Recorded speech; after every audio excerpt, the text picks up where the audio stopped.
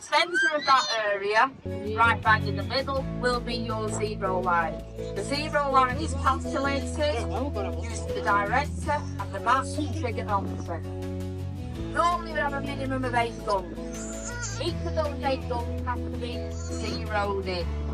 The reason we do that is so that when a bearing is given, because all the guns are actually on the same zero, all of the guns will move together. So you have to take into consideration when you're doing all this. Obviously you've got the range of the firing, the charge you will need to get it there. You have to take into consideration wind speed, wind direction, barometric pressure, wear on the barrel, external temperature, temperature of the charge. So it's not just a case of rocking up and firing it in the general direction. So what they're doing is they're getting the gun ready, and I will just explain the way it works. The first thing to be loaded will be the actual shell you wish to fire.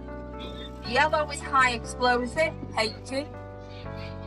The green one is smoke, that's base ejection. We have black, which is starburst, illumination, which is what to go up in the sky.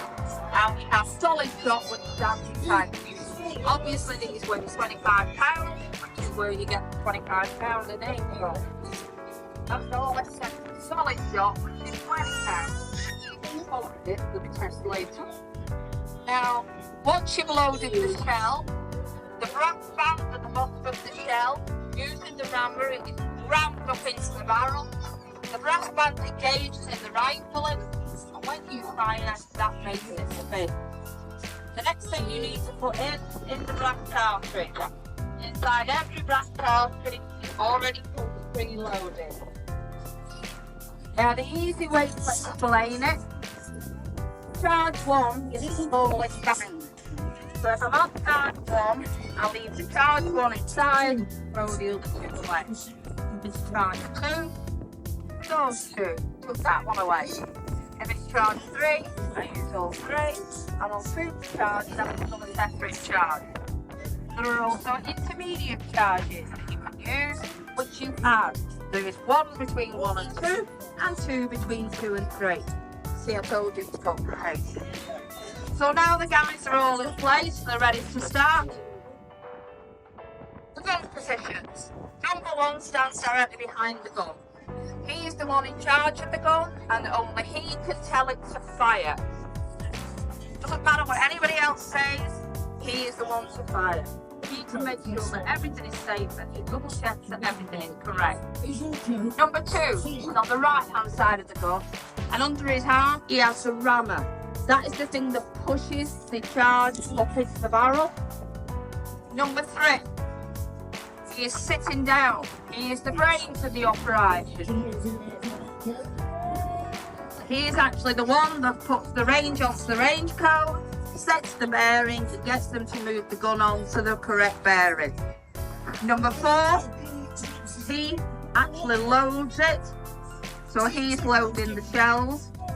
Number 5 and 6 are getting ammunition ready.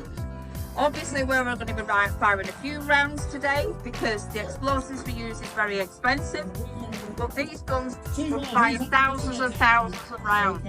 At the second battle of El Alamein, they fired over 1 million shells and it never went dark. So it shows what these guns are capable of. So obviously this is just one gun, it would normally be a minimum of 8. So you can see there was no such thing as health and safety back in the 1940s, and so nobody had earplugs, which is why when you're coming across an artillery veteran, they are always deaf. So what we're going to do is we're just going to show you a couple of simple fire missions, and you'll hear the commands that I give.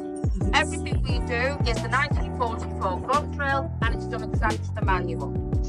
Take post. Fire by order. 1 round ranging. Charge 2. HE 117. 5,400 yards. Bearing 5 degrees 0 minutes. Angle of sight 0. So what they do, the 1 round ranging, when we're going onto a new target, you always fire at least 1 round ranging. We have forward observation officers. They are the ones who sit there with binocs. They see where it lands. If we're not on target, they report back, say we need to drop, go left, go right, and so we have to do an adjustment. Number one, always double check what the number 3 does to make sure he's put the right range in, put the right bearing in. He always double checks. You don't want to get it on the wrong target. Load. The angular sight is the difference between the level you are above sea and the level that the target is above sea. So obviously this is going to be the first round that we will be doing. So if you're ready with your cameras. Once he's ready, he puts his hand on the barrel to say he's correct. The number 1 raises his hand. Fire. Now that is to go 5,400 yards, and the time of flight for that